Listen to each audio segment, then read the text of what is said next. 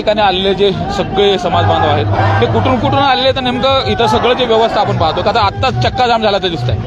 असं आहे की ह्या ठिकाणी जी बैठक होते ही इशारा बैठक म्हणून या ठिकाणी आयोजित केलेली आहे। फक्त निवेदनाची बैठक आहे। मुंबईला जे 27 तारखेला निघणार आहेत त्याचं काय काय नियोजन गावातल्या लोकांनी केले, गाड्या किती निघू शकतात ह्याचा आढावा या ठिकाणी होणार आहे।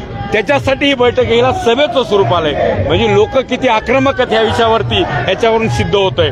म्हणून आलेला माणूस हा स्वतःहून आलेला आहे, स्वतः पैसे खर्च करून या ठिकाणी आलेला आहे आणि स्वतः तयारी केलेली। आता मोरगावचा विषय आम्ही इथं हॉटेलमध्ये बसलो होतो, त्या ठिकाणी तिथले युवक भेटले, 3 लाख रुपयाची देणगी त्या गावामध्ये चावडीमध्ये बैठक घेऊन या ठिकाणी त्यांनी केलेली आहे आणि जवळपास 30-35 वाहनं एका गावामध्ये लावण्याचे काम केलंय।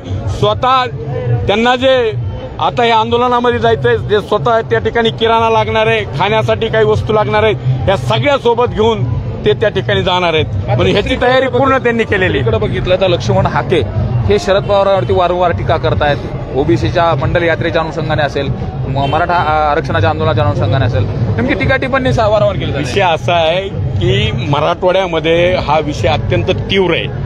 आज आपण बघतोय हे ओबीसी सारखे हाकेसारखे जे लोक आहेत हे कुणाचे आहेत आपल्याला माहिती आहे, हे कुणाच्या म्हणण्यावर भुगतायत समाजाच्या बद्दल। अनेक ओबीसी नेत्यांनी मनोजदादा जरांगे पाटलाला या ठिकाणी पाठिंबा दिलेला आहे। आमच्या धनगर बांधवांनी या ठिकाणी येऊन त्यांना बैठकीमध्ये येऊन या ठिकाणी आम्हाला तुम्ही जी मागणी करतायत ती रास्त आहे समाजाची मागणी आणि आमचा पाठिंबा आहे अशी भूमिका ओबीसी बांधवांनी देखील या ठिकाणी घेतलेली आहे। परंतु एक टिपिकल लोक या ठिकाणी ह्याचं राजकारण करतायत आणि ह्या आंदोलनाला वेगळी दिशा देण्याचं काम करतायत। लोकप्रतिनिधींना काय इशारा असेल किंवा काय आव्हान असेल या मोर्चामध्ये किंवा हे जे तुमची रॅली निघणार आहे त्या रॅलीमध्ये सहभागी होण्याच्या? लोकप्रतिनिधीच्या पाठीमागं समाज या ठिकाणी उभा राहिलेला आजपर्यंत कुठल्या ना कुठल्या माध्यमातून। आता समाजाला गरज आहे, त्याच्यामुळे लोकप्रतिनिधी देखील समाजाच्या पाठीमागे आलं पाहिजे, नाहीतर भविष्यामध्ये लोक त्यांना गावात येऊ देणार नाही अशी परिस्थिती। तुम्ही काय इशारा